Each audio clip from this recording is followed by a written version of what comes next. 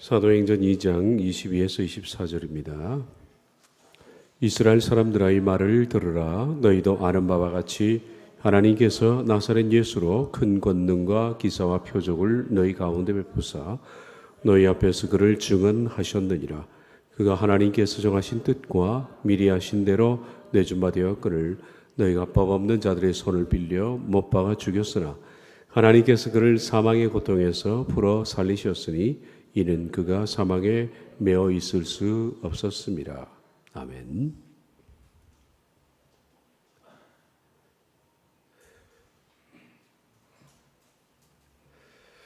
지난 시간 말씀드린 것처럼 하나님께서는 이미 구약의 선지자를 통해서 메시아에 관한 완벽한 제도적 장치를 마련하셨다라고 말씀드렸습니다.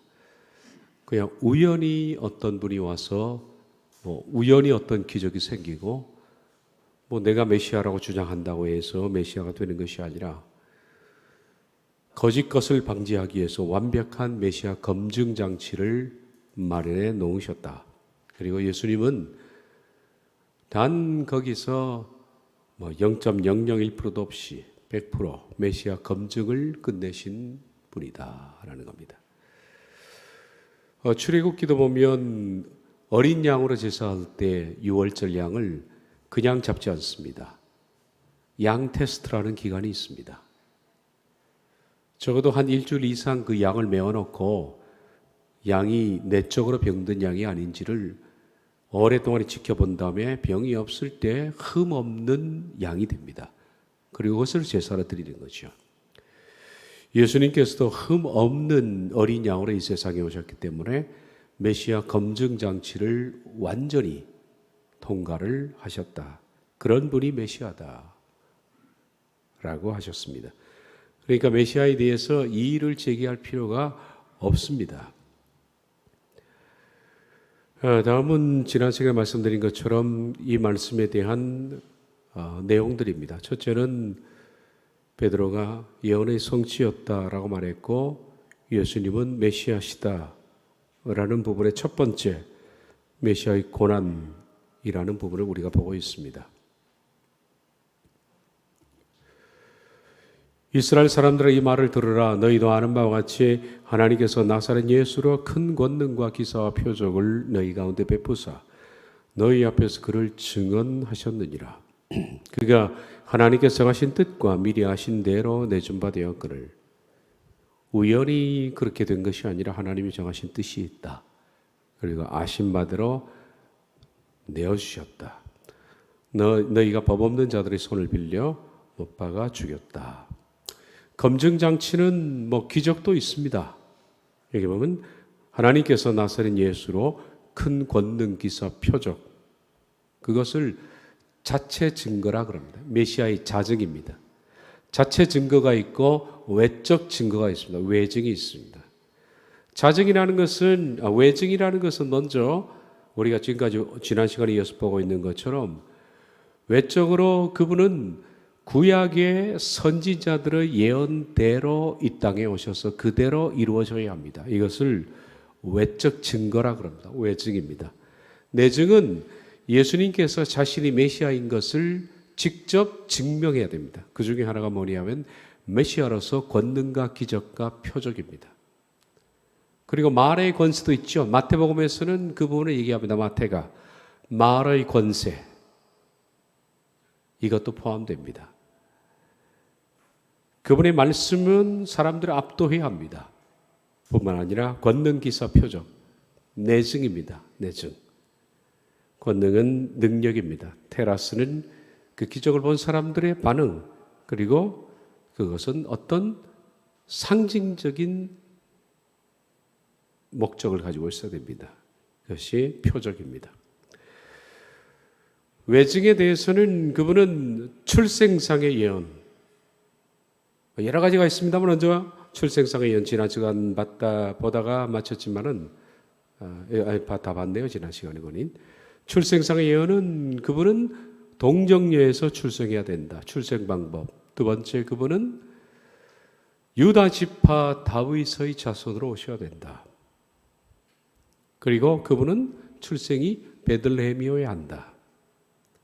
출생 때 상황은 대학살이 있어야 한다.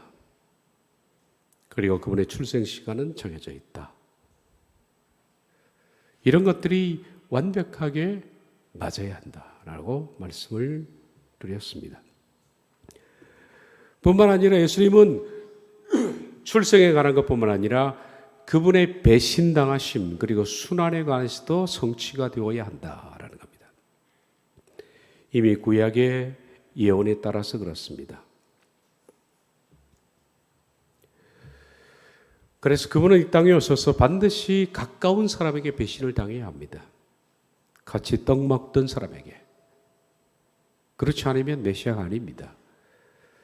그분은 또한 이런저런 순환이 정확하게 맞아야 한다. 자, 옛날에 꽤 시간이 됐습니다만 자유주의 학자들이 펴낸 책 가운데 대표적인 책이 하나 있습니다.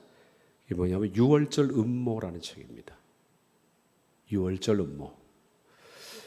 저 혹시 요즘도 그게 있나 싶어서 서적을 찾아보니까 책은 없고 영화가 있더라고요. 영화. 저도 옛날에 이것을 가지고 있었는데 유월절 음모. 책을 다 정리해서 버리는 바람에 책은 없어졌습니다. 저자 이름도 기억 안 나는데 Passover Plot입니다. 유월절 음모. 이 책이 자유주의 학자들에게는 꽤 이름이 나 있는 정평 있는 책입니다.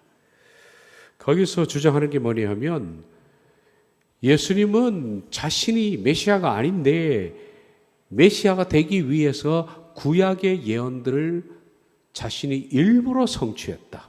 고의적으로.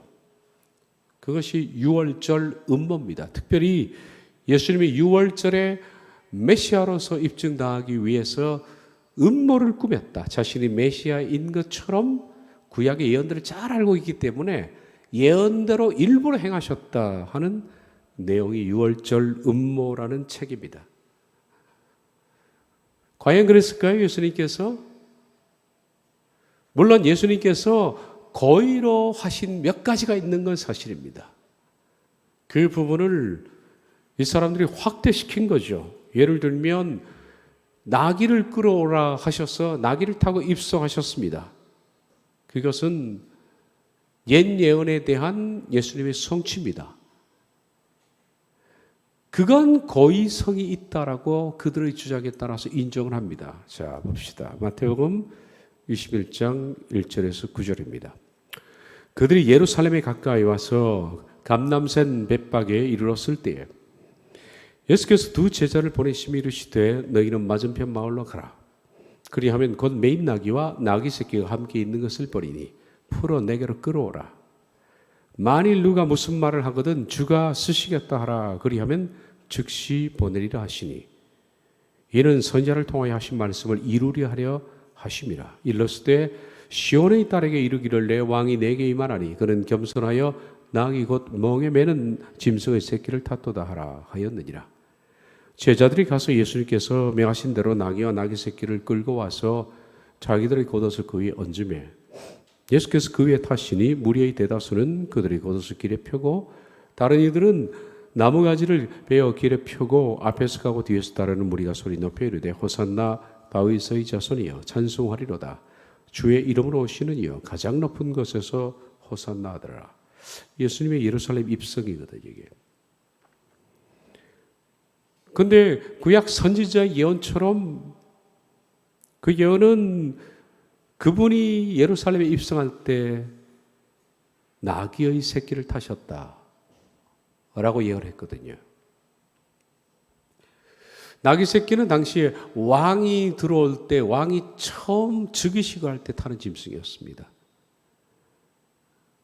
그 상징입니다. 왕이라는 것의 상징이죠. 솔로몬도 나귀 새끼를 탔거든요. 왕이 됐을 때. 그래서 나귀 새끼를 탄다는 것은 예수님께서 왕으로서 예루살렘에 입성하시는데 이걸 다른 사람들이 그렇게 만든 것이 아니라 예수님이 일부러 그렇게 하셨습니다. 고의로. 그래서 맞은편 마로 가서 거기 가면 나귀와 나귀 새끼가 있을 것이다. 그러면 거기 가서 나귀 새끼를 풀어라. 그러면 주인이 말할 것이다. 지금 뭐 하는 것이냐? 그러면 딱 한마디만 하면 줄 것이다. 주가 쓰시겠다 하라. 그 말에 나귀의 주인은 아무 이의 없이 그냥 내드렸죠. 이것도 고의성이 없는 부분입니다만은 어쨌든 고의성이 있는 것은 예수님께서 나귀를 끌어오라 그리고 일부러 타신 겁니다. 명하신 대로 나귀 새끼를 끌어왔다. 그리고 들어갈 때 사람들이 겉옷을 깔고 종려가지를 펴고 그리고 흔들면서 호산나 다윗 자손이여 주의 이름으로 오시는 이여 그렇게 외쳤다. 자유주의 학자들이 말하는 유월절 음모에 해당되는 부분입니다. 그런데 예수님의 모든 예언 성취가 그분이 고의로 하신 음모가 아니잖아요. 그 중에서 음모라고 인정할 수 있는 부분은 몇 개가 있습니다. 그런데 거의 대다수가 예수님과 관계없이 벌어진 성취들입니다.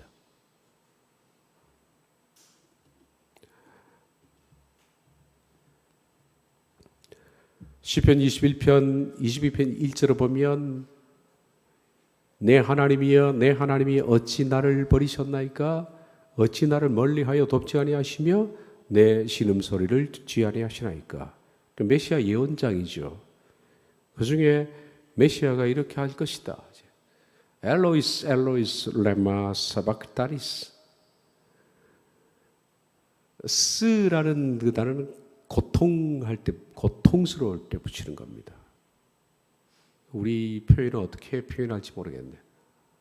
너무 아플 때, 그때 그럽니다.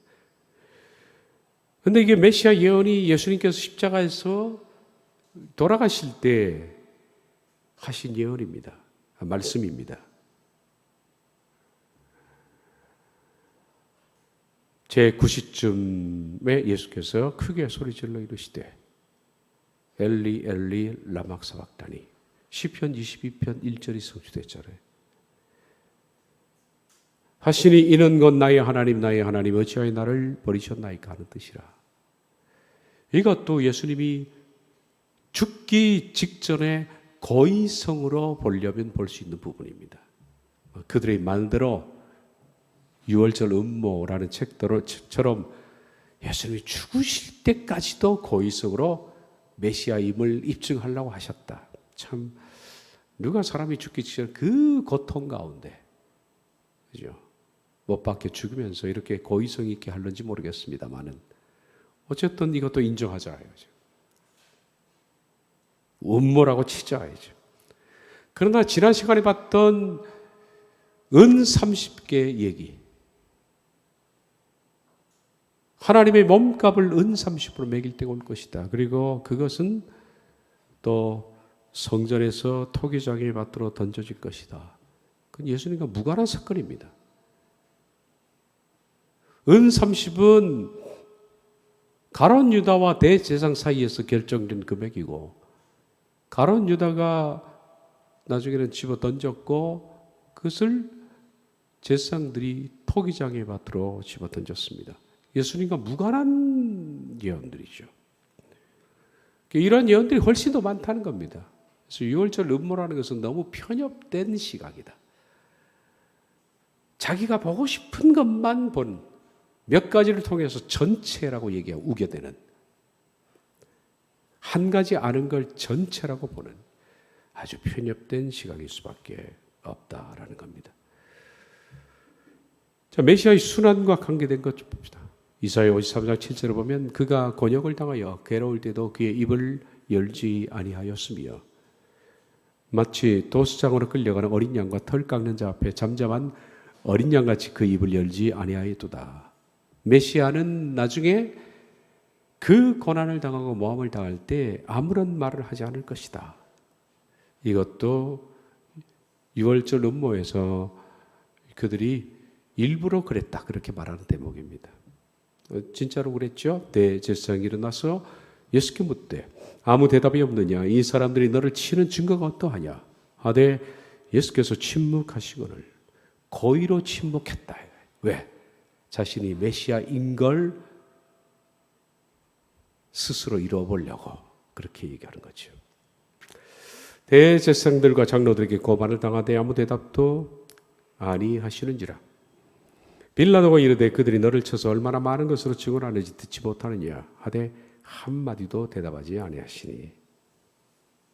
자, 그런데 이런 예언들은 메시아와 관계없이 성취된 거죠. 시편 35편 11절 보면 불의한 증인들이 일어나서 내가 알지 못하는 일로 내게 질문하여. 이 예언에 대한 거예요. 성취는 마태복음 26장 59절 이하입니다. 대제사장들과 온 공회가 예수를 죽이려고 그를 칠 거짓 증거를 찾으며 거짓 증언이 많이 왔으나 얻지 못하더니 후에 두 사람이 와서 이르되 이 사람이 말이 내가 하나님의 성전을 헐고 사흘 동안에 지을 수 있다 하더라 하니 대제사장이 일어나서 예수께 묻되 아무 대답도 없느냐? 이 사람이 너를 치는 증거가 어떠하냐? 하되 예수께서 침묵하시거늘. 이런 거짓 증인이 일어나는 이거는 예수님의 외증이죠, 외증. 밖에서 일어난 일입니다. 아까 출생상의 예언 제가 5가지를 했습니다만은 메시아의 출생 방법, 족보 이런 것들의 5가지는 전부 메시아가 자기 예수님과 관계없이 성취된 예언들입니다. 전혀 거기에 대해서 영향력을 행사하지 않았다라는 거예요. 이것도 마찬가지. 이사야 50장 6절을 보면 나를 때리는 자들에게 내 등을 맡기며 나의 수염을 뽑는 자들에게 나의 뺨을 맡기며 모욕과 침뱉음을 당하여도 내 얼굴을 가리지 아니하였느니라 라는 이 예언대로 메시아는 그에게 침뱉고 갈대로 빼앗아 그의 머리를 치더라 하는 것이 성취가 됐는데 이것도 예수님께서 고의로 만드신 것과는 관계없다.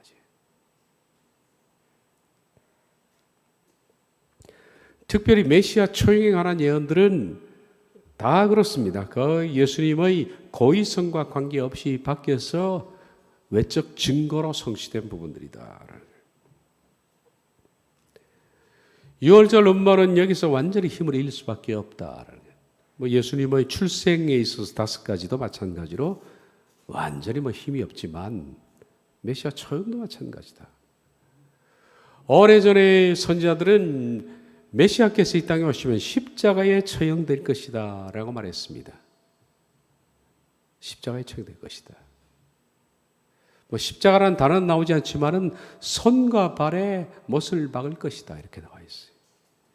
근데 그렇게 처형당하는 방법이 십자가인데 십자가 처형은 메시아의 예언 중에 가장 정확한 중에 하나입니다. 그런데 이 예언을 했던 사람이 다윗입니다. 다윗은 주전 1000년입니다. 아브라함은 2000년, 다윗은 1000년입니다.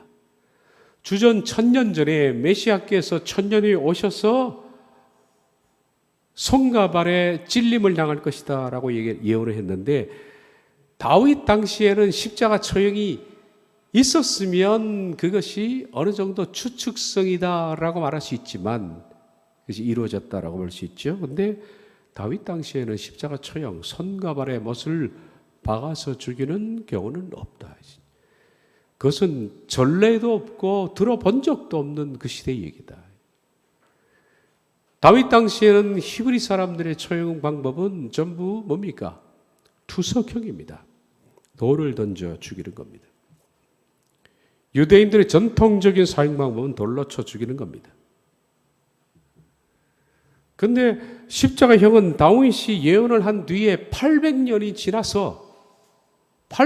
지나서 지중해 바로 로마라는 제국이 들어서면서 로마가 지중해 전 지역을 다 통치하죠. 워낙 정권의 범위가 넓으니까 식민지를 통치할 만큼 그 광활한 대륙을 통치할 만큼 자기들의 군사력이 부족하지 않습니까? 그래서 대부분은 그 민족에게 통치권을 맡겼습니다. 그런데 특별히 골머리를 썩는 지역만큼은 로마에서 총독을 보내는 겁니다. 총독이 다 식민지에 가 있는 건 아닙니다. 골치 아픈 지역, 레지스탕트리 많고 반동이 많고 항상 식민지에 대해서 반항하는, 유대인들은 거기에 대해서 가장 반항적인 사람이니까 이 골머리 앓는 유대를 위해서, 나라는 조그맣지만은 시저가 거기에 총독을 보냈단 말이에요. 그 총독이 이제 그 당시 빌라도였지만요. 근데 모든 지역의 총독이 가는 것은 아닙니다. 그만큼 유대인들이 거세게 반응을 했다는 얘기죠. 나머지 지역은 어떻게 다루었느냐? 일벌백계 형식입니다. 그러니까 로마가 고민하기를 제일 무서운 사형 제도를 택해서 보여주면 이 사람들이 겁에 집어먹고 반항을 하지 않지 않겠느냐 이거죠. 그래서 채택한 것이 역사상 가장 잔인하고 가장 무서운 형벌인 십자가였다. 십자가형은 사람들이 못 박아 죽이는 것으로 생각하지만요, 원래 십자가는 못 박아 죽이는 장소가 아닙니다. 말려 죽이는 곳입니다. 그쪽 기후가 오죽 뜨겁습니까? 태양빛이. 그러니까 사람을 못세게 걸어놓고, 말이 못이지 뭐 정이지 50cm니까 노틀담에서 발견된 그 당시에 못 하나가 정이 50cm입니다. 정이죠, 정. 정을 손목, 여기 손목뼈가 2개 아닙니까? 이게 그 사이 손바닥 같은 거 찢어집니다. 못 걸려 있습니다. 그 손목, 그리고 좌측 우측 손목, 발등은 찢어집니다. 못 견뎌요. 체중이 못 걸려 있거든요. 그러니까 발을 모아서 옆으로 비틀면 복숭뼈가 서로 일치가 되죠. 그 복숭뼈 위를 치는 거예요. 그렇게 해서 3개의 못으로 사람을 걸어놓고 뜨거운 태양빛 밑에서 그냥 말려서 죽이는 겁니다. 그 당시 문헌을 보면 십자가 처형, 그 처형은 2가지 케이스에 해당하는 게, 첫째는 로마는 노예 제도로 움직이는 제국입니다. 그러니까 노예가 있어야지 귀족들이 편하게 살잖아요. 그러니까 노예 제도를 정말 중요하게 생각하죠. 그래서 도망친 노예. 2번째는 로마 정권에 반대한 사람, 정권에 대해서 항거한 사람. 예수님은 2번째 케이스죠. 그래서 예수님의 위에 명패가 뭡니까? 유대인의 왕입니다. 왕이 돼가지고 로마 정권을 디어플레 했다 하죠. 폭도로 본 거죠. 예수님이 좌우편에 달린 강도도 도둑질한 거 아닙니다. 남의 물건을 빼앗고 남의 것을 도둑질한 사람은 십자가에 해당되지는 않아요, 애초에. 뭐라고 그랬죠? 도망친 노예 아니면 레지스탕트입니다. 좌우편에 있는 사람은 누굽니까? 레지스탕트입니다. 독립운동가입니다. 독립운동가들은 근본적으로 바리새파 사람들이거든요. 철저한 율법을 지킨 사람들이에요. 어떤 사람들은 글을 보니까 이 2 강도를 아주 우습게 보던데, 2 강도 그런 사람 아니에요. 김구 같은 사람들입니다. 우리나라에. 훌륭한 독립운동가들입니다. 예수님께서는 그렇게 해서 못세게에 걸려서, 근데 왜 그 당시 예수님이 일찍 돌아가셨느냐? 3일 만에. 예수님께서 3일 만이요. 6시간 만에 돌아가셨죠. 일찍 돌아가신 이유는 그 다음 날이 6월절이잖아요. 6월절 시작하니까 폭동이 일어날까 봐. 그래서 일찍 죽이는 방법은 그 복숭뼈 위에 이제 정강이 뼈 있잖아요. 그걸 갖다가 나무로 쳐서 정강이 뼈를 부스러뜨리면 이게 몸이 갑자기 처지잖아요. 그러면서 쇼크로 죽는 거예요. 쇼크로. 그래서 그걸 뼈를 꺾는다 그러는데, 보통 케이스에는 뼈 꺾는 거를 사람들이 로마 군인들에게 돈을 줍니다. 자기 가족이 십자가에 걸려가지고, 심지어는 문헌에 보면 15일, 최장은 40일까지 걸려있던 사람이 있었어요, 당시. 그러니까 얼마나 고통스럽습니까? 가족들이 로마 병사에게 돈을 주는 거죠, 뇌물을. 빨리 죽여달라고. 그러면 병사 가서 정강이를 펴서 그 뼈를 꺾으면 일찍 죽는 겁니다. 근데 다음이 6월절이어서 폭도가 일어날까 싶어서 예수님께 누가 뭐 돈을 바친 건 아니지만은 유대인들이 빨리 죽여달라고 그래가지고 가서 두 강도의 정강이 뼈를 쳐서 꺾고 그랬는데 그들이 죽었죠. 근데 예수님은 가서 보니까 죽었거든요. 이미 돌아가셨어요. 그러니까 뼈를 꺾을 필요가 없잖아요. 그러니까 확인 사살하느라고 옆구리를 창으로 찔러가지고 꿈쩍을 하지 않으니까. 근데 그 창으로 물이 다 흘러나왔다. 그렇게 되어 있죠. 이것도 예언이 되어 있는 부분입니다. 이토록 십자가형은 무관한 겁니다. 다윗이 천년 전에 예언했던 것이 800년 후부터 시작을 했으니까. 거기에 대한 예언이 시편 69편 21절입니다. 십자가 밑에서 그들이 쓸개로 나의 음식물을 주며 목마를 때 초를 마시게 하였나. 이 쓸개나 초, 아주 신초 이런 것들은 마취 효과로 쓰는 거거든요. 이걸 먹게 되면 사람들이 통증을 일시적으로 완화하는 거죠. 그러니까 고통을 주면서 좀 통증을 완화시키기 위해서 줬는데 마태복음 27장 보면 예수님께서는 두 번째 마시셨습니다. 쓸개 탄 포도주를 예수께 주어 마시게 하려 하였으나 예수께서 맛보시고 마시고자 하니 아니하시더니 그 두 번째 그 중에 한 사람이 곧 달려가서 해면을 가져다가 신 포도주에 적시어 갈도에 끼어 마시게 하였거늘. 예수님께서 두 번째 신 포도주를 마시셨죠. 이런 거는 관계없는 거 아닙니까? 메시아와 관계없는 겁니다. 예수님께서 메시아 증거와 관계없이 밖에서 성취된 일이다. 시편 22편 다윗의 예언입니다. 나는 벌레요 사람이 아니라 사람의 비방거리요 백성들의 조롱거리이니이다. 나를 보는 자는 다 비웃으며 입술을 삐죽거리고 머리를 흔들며 말하되 그가 여호와께 의탁하니 구원하실 걸 그를 기뻐하시니 건지실 걸 하나이다. 근데 이것이 정확하게 무슨 뭐 비디오를 보는 것처럼 말입니다. 정확하게 1000년 후에 십자가 안에서 성취된 귀절들입니다. 지나가는 사람들이 자기 머리를 흔들며 머리를 흔들다 나와 있죠. 그리고 예수를 모욕하여 이르되 성전을 헐고 사울에 짓는 자여 네가 만약 하나님의 아들이었든 자기를 구원하고 십자가에서 내려오라 하며 그와 같이 대제사장들도 서기관들과 장로들과 함께 희롱하여 이르되 그가 남은 구원하였을 때 자기를 구원할 수도 없도다. 그가 이스라엘 왕이로다. 지금 십자가에서 내려오라. 그러면 우리가 믿겠노라. 그가 하나님의 신뢰하니 하나님이 원하시면 이제 그를 구원하실 걸. 여기 22편처럼 그가 여호와를 의탁하니 구원하실 걸. 그를 기뻐하시니 건지실 걸. 무슨 뭐 비디오를 돌려놓은 것처럼 정확하게 성취가 되었다.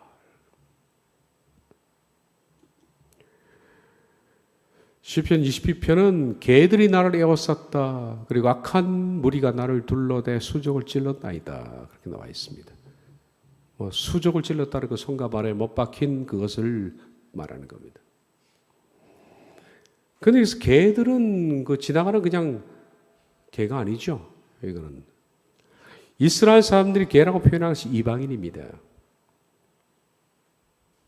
그런데 예수님의 그 말씀처럼 지금 로마 병정이 둘러섰습니다.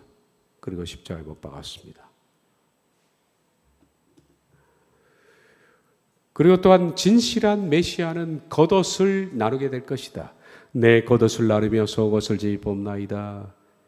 그것처럼 로마 병사들은 그들이 예수를 십자가에 못 박은 후에 그 옷을 제비 뽑아 나누고 거기 앉아 지키더라. 왜 겉옷을 제비 뽑고 속옷을 제비 뽑느냐? 당시 유대인들의 의상은 일반적으로 입고 있는 의상, 파티 때 입는 거 말고요. 일반적으로 입는 의상은 안에 속옷 하나 입고 겉옷 입지 않습니까? 속옷은 뭐 그냥 면으로 된 반팔 반바지 뭐 그 정도입니다. 그 속옷이라고 불리는 건데, 그래서 뭐 노동하거나 뭐 일할 때에는 속옷만 입고 하거든요, 그 사람들이. 근데 겉옷은 통으로 짠 옷이라고 그러잖아요. 담요 같은 데 구멍 하나 뚫어가지고 푹 덮어 쓴 거. 그거는 이제 외출할 때 그걸 입고 가다가 밤이 되면 기온이 떨어지니까 피고 이불로 삼고 했던 옷이 겉옷입니다. 근데 로마 백성들이 왜 속옷과 겉옷을 제비법 안 하느냐? 이 예언이 성취됐는데, 그 당시 로마 병정들은 아마 이 일을 하는 사람들은 굉장히 뒷돈이 많이 들어오죠. 사람을 처형시키는 일에 있어서 얼마나 그 속에 뇌물들이 많겠습니까? 돈 있는 사람들의 가족들은 하여튼 뭐 어쨌든 빨리 죽여달라고, 사형이 일정됐으면 빨리 죽여달라고 뒷돈을 얼마나 많이 주겠습니까? 아까 얘기한 것처럼 돈 없는 사람은 15일이고 뭐 20일이고 그 태양볕 밑에서 걸려 있단 말이에요. 대여러분의 사람을 걸어놨기 때문에 주변에 지나가는 사람들 다 쳐다보면서 그냥 욕하고 지나가고 침 뱉고 지나가고 돌 던지고 지나가고 뭐 그러는 케이스인데, 모욕도 모욕이지만 그 고통을 어찌 견딜 수 있겠습니까? 그래서 돈 있는 사람들은 빨리 죽여달라고 돈 주고, 하여튼 이 일을 집행하는 로마 병정들은 뇌물 이런 것들은 뭐 얼마나 많겠습니까? 일을 하니. 그 로마 병정들은 그 당시에 월급이, 이 일을 하는 사람들은 월급이 뭐냐 하면 처형자의 재산, 예를 들어서 처형할 때 뭐 지팡이라든지 전대 나오잖아요. 전대를 가지고 있단 말이에요. 전대 안에 돈이 얼마 되든 간에 그 돈을 갖다가 처형하는 사람이 4명이면 4명이 나누어서 가져갑니다. 그게 자기의 수당입니다. 그리고 먼저 가족들이 뭐 돈을 찔러주면 가족이 준 돈 가지고 나누어서 자기의 수당을 삼겠죠. 그런데 정말 로마 병정 입장에서는 재수 없는 사람이 왔단 말이에요. 밖으로 보기에도 거렁뱅이와 같고 일절 한 푼도 없는데 사형 집행하는 동안에 누가 돈을 찔러주는 사람이 있나? 그럼 이 사람이 전대가 있나? 전대도 없어요. 뭐 전부 돈은 가룟 유다에게 다 맡겼으니까. 그럼 이 사람이 뭐 비싼 장신구가 있나? 뭐 금팔찌라든지 뭐 이런 것이 없단 말이에요. 오직 갖고 있는 것은 그냥 담요 같은 모포 한 장에 런닝과 팬티밖에 없단 말이에요. 사형 집행자들이 정말 짜증이 난 거예요, 이게. 아니, 무슨 이런 거지가 있나야지. 그래서 예수님의 옷을 짜증이 나니까 이거라도 그냥 장난 삼아 뭐 짜증 나니까 옷 찢어가지고 너 가져가라 찢었다는 얘기입니다. 주전 1000년 전에 다윗이 예언을 합니다. 메시아 그분이 처형당할 때 얼마나 가진 것이 없으면 겉옷과 속옷을 개들이 찢어 나눌 것이다 한 그 예언처럼 그들이 예수를 십자가에 못 박은 후에 그 옷을 제비뽑아 나누가 거기 앉아 지키더라 라는 것이 성취가 됐다.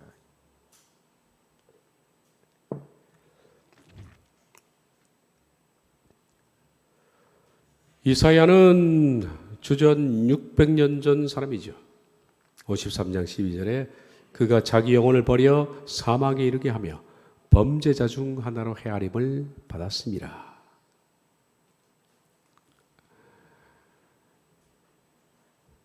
예수님은 피할 수도 있지만은 스스로 사망에 이르도록 자기를 내줬다. 그렇죠. 이런 예언을 합니다. 범죄자 중 하나로 헤아림을 받았다. 이 범죄자라는 KJV는 이것을 트랜스그레소라고 번역을 합니다. 트랜스그레소라는 범죄자는 보통 일반 잡범이 아닙니다. 근데 여기 보니까 복수용어로 나와 있어요. 원문에도 복수 맞습니다. 범죄자들과 함께 함께 넘벌드 취급을 당했다. 뭐 그런 뜻입니다. 그러면 이 예언이 성취되기 위해서는 예수님 곁에 또 다른 범죄자, 트랜스그레서가 있어야 합니다. 범죄자들과 함께 했으니까 복수니까 두 사람 이상의 범죄자가 십자가에 함께 있어야 하는 거죠. 이 말씀 예언 그대로 예수님 좌우편에 복수형의 범죄자가 있었다는 거예요. 예언이 성취된 거죠.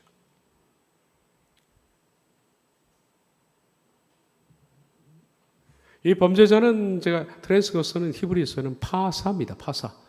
파사는 러벌은 반동자입니다. 반동자예요.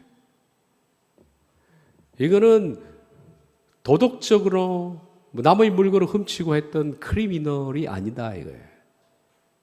이 트랜스그레서는 라발입니다. 이것은 반항자, 반동자예요. 정확하게 어떻게 예수님이 가실 것을 예언했다. 그러나 그가 많은 사람의 죄를 담당하며 범죄자를 위해서 기도했느냐. 마찬가지로 트랜스그레서가 복수형입니다.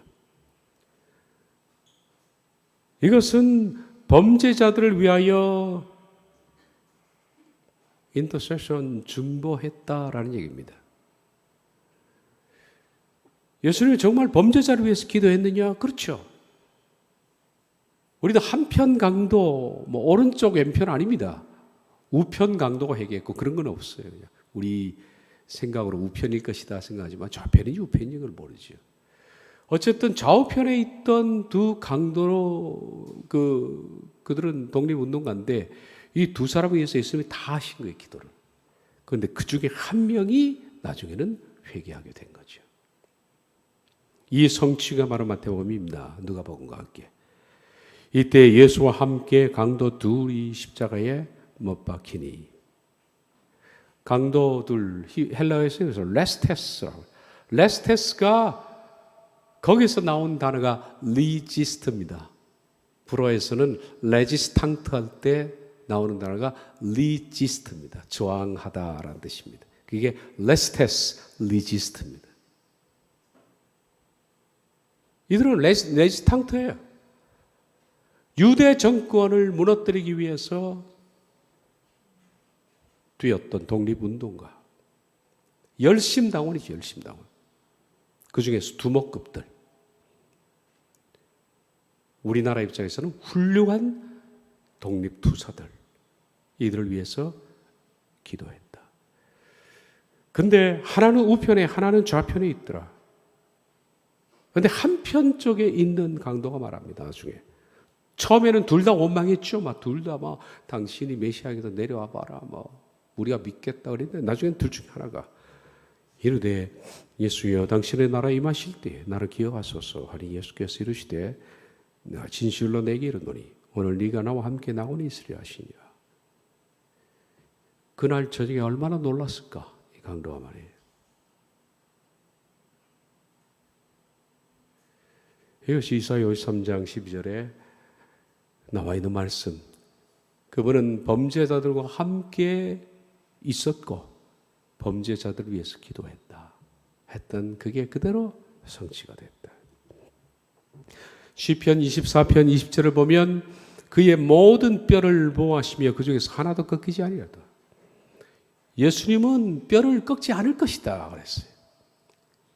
말씀드린 것처럼 두 강도는 아직 살아있어 꺾었는데 예수님은 만약에 두 강도의 정강이 뼈를 쳐서 꺾고 예수님이 갔는데 예수님 호흡이 있었다면 뼈가 꺾였겠죠. 그러면 수많은 메시아에 대한 예언이 다 성취돼도 뼈가 꺾이지 않는다는 이 예언이 성취가 안 되면 메시아가 아닙니다. 그래도. 근데 그분은 이미 돌아가시기 때문에 뼈는 꺾지 않고 옆구리를 찔렀다. 요한복음 19장 31절 이하에 이날은 준비일이라 유대인들은 그 안식일이 큰 날이므로 그 안식일에 시체를 십자가에 두지 아니하려 하여 빌라도에게 그들의 다리를 꺾어 시체를 치워달라 하니 군인들이 가서 예수와 함께 못 박힌 첫째 사람과 또 그 다음 사람의 뼈를 꺾고 예수께 이르러서는 이미 죽으신 것을 보고 다리를 꺾지 아니하고 그중 한 군인이 창으로 옆구리를 찌르니 곧 물과 피가 나오더라.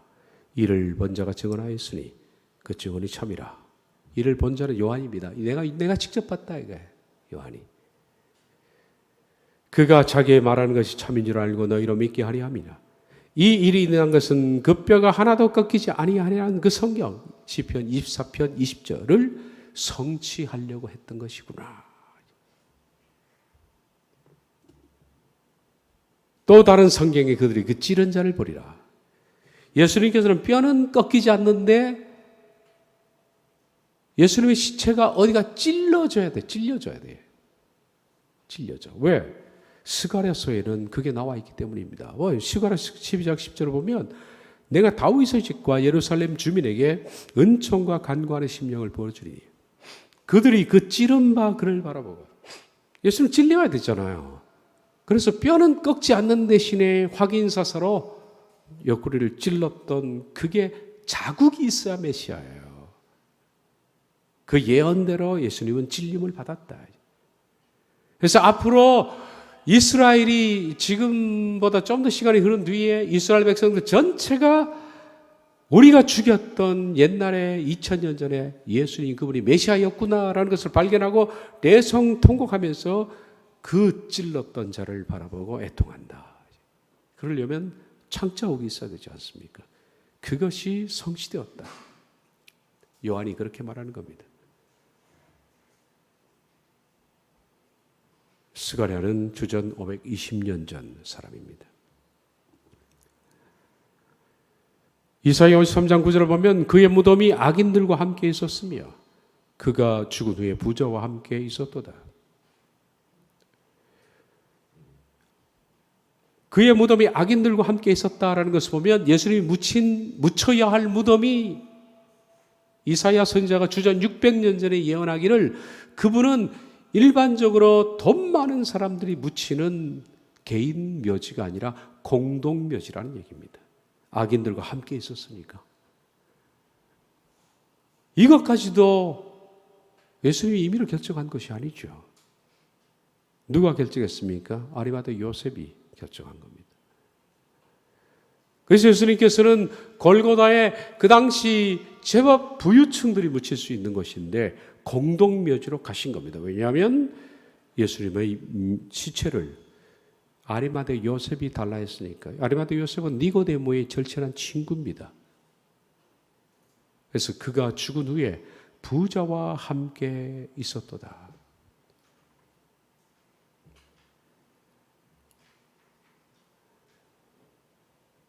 KJV 성경은 그렇게 말합니다. 그가 죽을 무렵에 그 부자와 부부자가 함께했다. 그 부자. 정관사를 씁니다. 그 부자.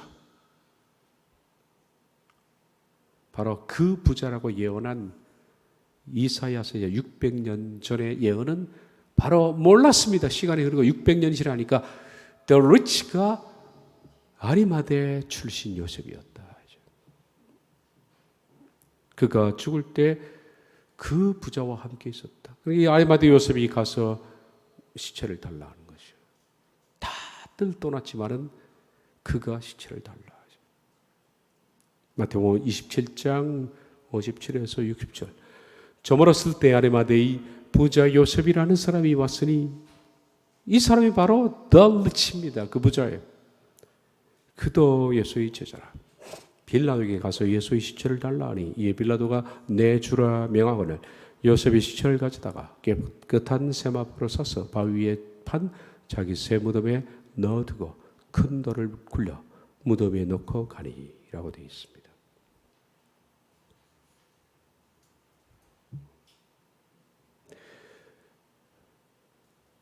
앞서 우리가 봤던 유월절 음모처럼 예수님이 고의로 하신 것은 몇 개밖에 안 됩니다.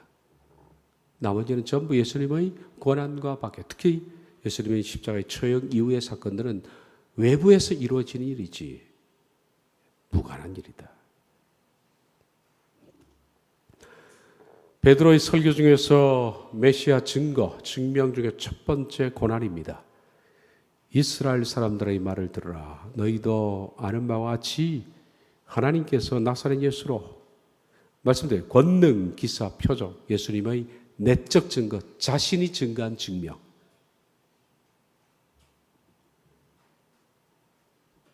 그리고 외적 증거는 예수님과 무관하게 일어난 메시아 증거. 그것은 하나님께서 정하신 뜻과 미리 아신 대로 되어진 것이다. 메시아는 그저 어느 날 갑자기 나타나서 내가 메시아다 해서 되는 일이 아니다. 그거는 완전한 검증을 통해서, 철저한 검증을 통해서 우리 앞에 증명된 구주로 와 계시다. 증명할 필요가 있을까요, 여러분들은? 제가 이걸 이 바이블 스터디를 제가 한 지가 성경을 보면서 이 부분을 여러분에게 2주 동안에 강의한 이 부분이 1990년도에 제가 책상에서 성경을 보면서 정리해둔 부분입니다. 정리하면서 그때 무대가 설정되자라는 책을 이제 그때 내기 전에 그 정리된 부분인데, 저는 이것을 딱 덮으면서 그랬어요. 하나님, 저는 더 이상 의심하지 않습니다. 이것만큼 완벽한 증거가 어디 있습니까? 더 이상 저는 여기서 생각을 멈추겠습니다. 저는 참 의심이 많았거든요, 옛날에. 그래서 확인되지 않는 것은 안 믿고, 증명되지 않는 것은 절대로 안 믿는 일종의 도마 같은 철저한 증명주의였는데, 이걸 딱 보면서 덮고 그랬습니다. 더 이상 얘기하지 않겠습니다. 더 이상 뭐가 필요합니까, 여러분? 이분이 다시 오신다. 성경 우리에게 약속을 하십니다. 기도하겠습니다.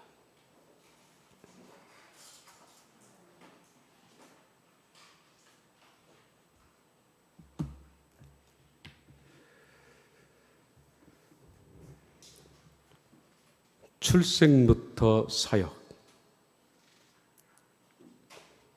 그리고 순환과 죽으심과 부활, 모든 것들은 예언 그대로 성취가 되었습니다.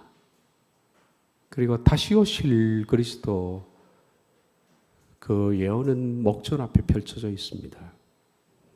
무엇이 더 필요하겠습니까? 무지한 자들의 입을 막습니다. 그리고 엎드려서 그냥 순종할 뿐입니다. 예수님은 메시아이십니다. 감사드립니다. 예수님의 이름으로 기도하옵나이다. 아멘.